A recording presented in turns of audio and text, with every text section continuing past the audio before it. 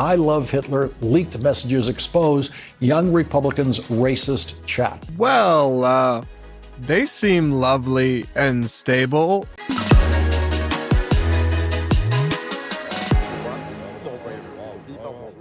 We're going to break down the latest story that's causing outrage and breaking social media and so much more. On today's episode of the Brad vs. Everyone podcast, my daily show where we take on internet insanity and social media drama, all from an independent perspective. Up first, we're going to discuss a story that was broken by Politico, the kind of inside the beltway, center-left leaning publication that often does have some pretty big scoops and leaks. And in this case, they just leaked a group chat of high-profile young Republicans in a big group that they, like a private text chat that was leaked, affiliated with the young Republicans informally, right? Like they're talking about young Republican stuff, where some pretty heinous jokes and extreme statements were made. And now there's a lot of backlash, and then some people really, I think, twisting themselves in pretzels to defend the indefensible. First, guys, here is some coverage from MSNBC. I wouldn't normally play them, but I like to have a little bit of news coverage just to insert, and I couldn't find anything else. So here we go from MSNBC, Lawrence O'Donnell. Politico published their report today under the headline, I Love Hitler leaked messages expose young Republicans' racist chat. Politico reports leaders of young Republican groups throughout the country worried what would happen if their Telegram chat ever got leaked, but they kept typing anyway. They referred to black people as monkeys and the watermelon people and mused about putting their political opponents in gas chambers. They talked about raping their enemies and driving them to suicide and lauded Republicans who they believed support slavery. The exchange is part of a trove of Telegram chats obtained by Politico and spanning more than 7 months of messages among young Republican leaders in New York, Kansas, Arizona, and Vermont. The chat offers an unfiltered look at how a new generation of GOP activists talk when they think no one is listening. So I'll just show you guys this myself as well. I did read the whole article from Politico titled, I Love Hitler, leaked messages expose young Republicans' racist chat. There's a lot of pretty tough stuff in there. At one point, they call someone a stinky Jew. At one point, someone asks if they are watching an NBA game, and someone says, I'd go to the zoo if I wanted to watch monkey play ball. You know, then there's jokes about assaulting women. There's a lot of use of like the F slur about gay people, other words. There's a bunch of talk about Hitler. It's kind of crazy stuff for sure. But I guess it's important to note a fair amount of it is not said seriously. Like even the I Love Hitler is said somewhat tongue in cheek. I'm not saying that makes it okay, but some of the people are presenting this as if these were fully unironic statements, when these people were clearly edgelording. They were clearly kind of, I don't know, trolling, being hyperbolic. But what makes it tough, though, is that these aren't just, I'm not above a crazy insensitive joke. I'm not above out-of-pocket wild memes. And if you were to look at the memes me and my sister send each other on Instagram, some of them are pretty wild, right? But that's in a clear joking context. No one means any of it. And then our actual politics and policies are totally unaligned with any of the jokes about anything we would ever say or joke around about. That's really not the case here.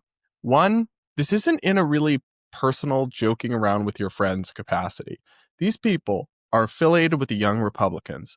And by the way, they're not college age. Young Republicans can be up to 40. So some of these men are in their 30s. These are not like teenagers getting canceled for their 16-year-olds getting canceled for their text chats or anything like that, which would be a different story. But anyway, these are grown men. They're talking about official young Republicans' business in a chat associated with their professional capacity. It's not like a formal chat or anything, but a group chat about this. You should really know better than to treat it like you are posting memes on 4chan. even if you don't mean these things, and I'm not one to clutch my pearls because they said the R word, right? Like some of the people are doing, but they're saying extreme edgelord stuff like they're in a Call of Duty Xbox lobby when they're actually a series of significant people in Republican politics. Some of them are state lawmakers. A couple of them, I think, serve in the Trump administration. Many of them are in positions of power, or were, I should say, with young Republican chapters in various states. And then, so it demonstrates a really profound lack of professionalism and judgment to be talking like this in this kind of capacity. Really, in any capacity, a lot of this is way beyond the line. But again, like, I don't want to come off as if humor is illegal, but it's not fully in humor. That's the problem that I have with this, is many of these people are aligned with the rising Groyper movement in the Republican Party, which is led by the alt-right, I guess, little influencer Nick Fuentes. And like, they actually do love Hitler. They actually are anti-Semitic. They actually do hate black people. They actually do hate women. They actually do hate gay people. All of these things, they unironically are. And so when you're joking about this stuff, but you're kind of not joking, and you're kind of affiliated with or adjacent to a movement that actually unironically believes this evil stuff, then that's no longer a joke. It's no longer funny. It's actually sinister and really harmful and should be called out, and they should be held accountable, both for their lack of judgment and professionalism, which is astounding, and then also for their flirtation with genuinely hateful and noxious ideas. I don't think there's anything hard about that, to say, like, this is not just people joking around with their friends and saying out-of-pocket stuff. These are grown men saying vile and heinous things to intentionally edgelord in a professional adjacent setting, while they are aligning themselves, many of them, with a movement that does believe many of those things unironically. Like, it's not a joke at that point. It's not a meme at that point. It's actually messed up. And I'm happy to call it out. Happy to say I think it's really concerning and harmful. But some people are not. And this is where things get a little spicy. So the actual Young Republican National Federation did come out and condemn this. They wrote in a statement, "We are appalled by the vile and inexcusable language revealed in the Politico article published today. Such behavior is disgraceful, unbecoming of any Republican, and stands in direct opposition to the values our movement represents. Those involved must immediately resign from all positions within their state and local Young Republican organizations. We must hold ourselves to the highest standards of integrity, respect, and professionalism." I think that's a pretty fair statement. I mean, if I run a group and people are joking but not joking about women being assaulted, it's like, again, I am a believer in edgy and offensive comedy. If something's truly just a joke, or if it's part of a stand-up set, really nothing should be off limits. But this is not that, okay? And they're not 100% all just jokes, and these aren't just dumb kids or children the way that a lot of people are saying. These are grown men intentionally winking and nodding with an edgelord, alt-right movement that genuinely is evil and terrifying in so many ways, and is genuinely hateful. Now you have people, though, like Tim Pool, the, YouTuber and political commentator, saying on X, "I literally do not care what a bunch of MAGA," I think he meant MAGA, "college kids said in a group chat." First of all, I just want to push back on this idea that these are just a bunch of college kids in a group chat. That's very misleading. Many of these men in this chat are older than me by quite a bit. They're in their 30s. Some of them are state representatives. Some of them work in the Trump administration. These are adults. Many of them are older than me. So to say, oh, just some jokes in a group chat with college kids is totally downplaying the situation and dismissing the situation when they are saying such heinous things. They are joking about people being harmed or literally subjected to horrific violence. Yeah, I think you probably should have some moral standards, Tim, and call that out, especially because you're the first one to cheer on the cancellation of people who said something nasty about Charlie Kirk. So I think to say that oh, people who are saying "I love Hitler," ha ha ha, tell the stinky Jew to shut up. Oh, I'm just kidding. Comedian hat back on. It's yeah, I think you should have some moral integrity and say that's wrong. It's wildly unprofessional. These people clearly have terrible judgment, and they shouldn't be associated with a serious political party. Not that the Republican Party really counts as that. Of course, I don't think the Democratic Party does either. Then Matt Walsh also put out a post defending this that I want to talk about. Matt Walsh wrote on X, the Virginia Attorney General candidate fantasized about murdering children, and no Democrat at any level called for him to resign or denounced him in any serious way. I'll pause there. I'm not sure that's quite right. A lot of the Democrats denounced him and denounced the comments, but they did not call for him to drop out of the race, which I think is disgraceful. I think they absolutely should. But many of them did put out statements condemning the text and condemning him for writing them, just in the spirit of fairness. I still think it's crazy. They won't just say he's got to drop out, but let's be fair here. Matt writes, meanwhile, a few college kids make edgy jokes in a group chat, and conservatives are tripping over themselves to denounce and disavow and call for firings and resignations.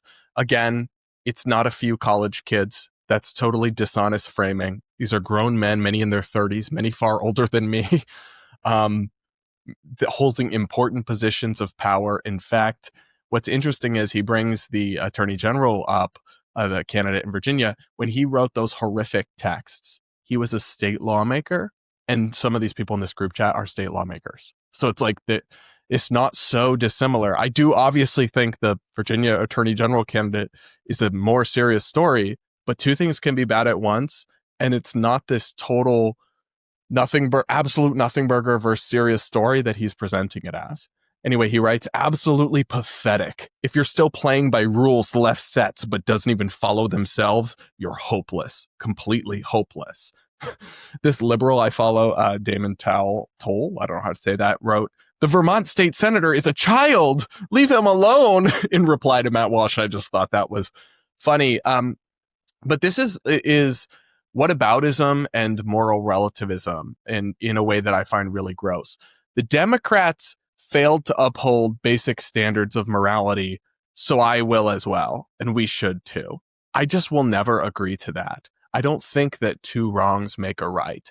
I don't think that your standards for yourself should be determined in terms of morality and decency and integrity, should be determined by what the other side does. No, I reject that entirely. And if your argument is, well, we have to win, I don't agree. I don't think you need to defend a couple of edgelord adults. Stop with they're just little bitty children. They're not. They're grown men who are calling Jews stinky and talking about how they love Hitler, even ironically, but in a professional setting, not really joking, while winking and nodding with a rising movement with the Groypers that actually believes those things unironically, a lot of them. Yeah, I don't think that winning requires you to support those people. In fact, I think most normal Americans, the big tent the Republican Party appealed to in the 2024 election, for example, would be horrified by a lot of this, because these are hyper online, brain rotted, Groyper adjacent types. And they are, like, to a normie, they seem crazy and deranged, because they kind of are. Now, yes, some of it's said tongue in cheek. I know, I'm not going to say it's all literally meant like this. However, it's still kind of unhinged and crazy. And I don't understand Matt's argument. Well, to win, we have to defend it. We really don't. And in fact, part of the reason why the Democrats lost the trust of so much of the public is because they totally failed to gatekeep the insanity out of their movement. Now you're saying, well, we shouldn't gatekeep the Republican Party either. I totally disagree. But then again, I am no longer a registered Republican. So it's my outsider perspective at this point. I also want to talk about JD Vance, because you know how Matt Walsh says that, oh, Republicans are tripping over themselves to disavow this chat. Well, one Republican that is not is the Vice President of the United States. He wrote in a tweet about this controversy, he shared the screenshot from Jay Jones, the Virginia Attorney General nominee, and he said, this is far worse than anything said in a college group chat. And the guy who said it could become the Attorney General of Virginia. I refuse to join the pearl clutching when powerful people call for political violence. One, again, you're not being honest. You're just calling this a couple college kids in a group chat. These are powerful people and grown adults, many in their 30s. So, like, at least be honest about what we're talking about, Mr. Vice President. You are not being honest. And then this is just like whataboutism. It's just a deflection. It's just moral relativism. And I think you have to have standards for yourself in terms of morality that are not just determined by what the other side did. Let me try to explain this to you in this way. if you put it like this, if there was one Republican who had been revealed to have sexually abused one child, like a member of Congress or something, but there was a Democratic member who had been revealed to abuse 20 children, right? And they were standing by him saying, we won't condemn. Would the appropriate response for Republicans to be saying, well, we won't condemn or disavow or call for them to resign the Republican on our side who harmed a child until they do, because they did it worse? I think most people would look at that and go, no. Even if they don't have any standards of decency, we're going to uphold some standards of decency for ourselves in morality and integrity. Well, here we are. It's just a different context, but it's like these people said heinous and violent things, but that more important person said worse things. And until Democrats disavow that, I won't disavow this. No, I reject this. Moral relativism of this sort is usually found among woke progressives, not conservative Republicans. And I think it's not too much to ask to have some basic standards of decency. And he's just downplaying this. I would love to know how his wife feels about the things written in that chat about Indian people, by the way. They're all just jokes. I don't know, just jokes. I don't know that they are. They do this kind of thing.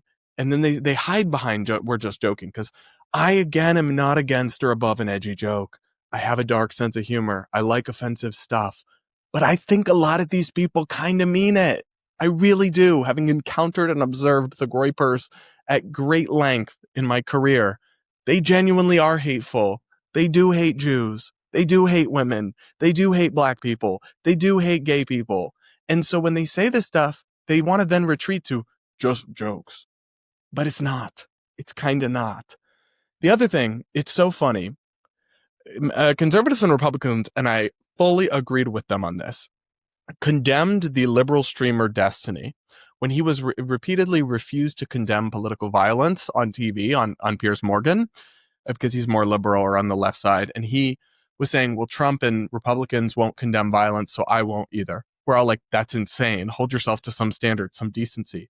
But what's so funny is that when I saw JD Vance's post, I immediately thought of Destiny and the insane stunt he pulled where he refused to condemn the attempted assassination of Trump because Republicans in this room won't condemn other stuff.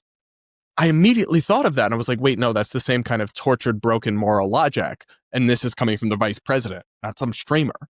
Well, of course, Destiny chimed in and agreed with Vance's approach. He wrote on X, liberals get mad at me because conservatives claim my strategy of don't disavow before they do is stooping to their level. Meanwhile, conservatives understand exactly the game being played and behave accordingly. He shared that attached to the JD Vance tweet I read earlier. So he agrees. He supports this tactic. He thinks this is great. That should probably make you reconsider, actually. That should probably seriously make you reevaluate what you're doing and why you're doing it. If Destiny, the guy who will not condemn political violence and attempted assassinations and murders because of but Republicans, is like, oh yeah, see, he's taking my approach. I like this. I agree with this. You're doing something wrong then, my dude. You're doing something very wrong. And I find that very concerning to have a vice president who wants to downplay this, mislead people, say just a couple college kids, and then engage in moral relativism and whataboutism. Seriously? I agree completely. The Democrats should condemn this Virginia Attorney General nominee, that they should demand he resign. But the fact that they don't do that and they're being immoral does not make you mean that, oh, well, we should be immoral too. We should also have no standards. I will never sign on to this logic. And you can say, they'll say it makes me cucked. They'll say it makes me a libtard. They'll say it makes me weak, not willing to fight. But what I say is that I'm not willing to fight if, in order to win that fight, I have to become the thing I'm fighting against. No, thank you. I'd rather lose. That's my take on all this. You guys let me know what you think in the comments below. Make sure you're subscribed if you aren't yet. And remember, you can send in voicemails for my Voicemail Friday episodes where I react to your woke horror stories, give you advice on your personal life, and answer any questions you guys have for me. The link to send in one of those is, as always, in the description.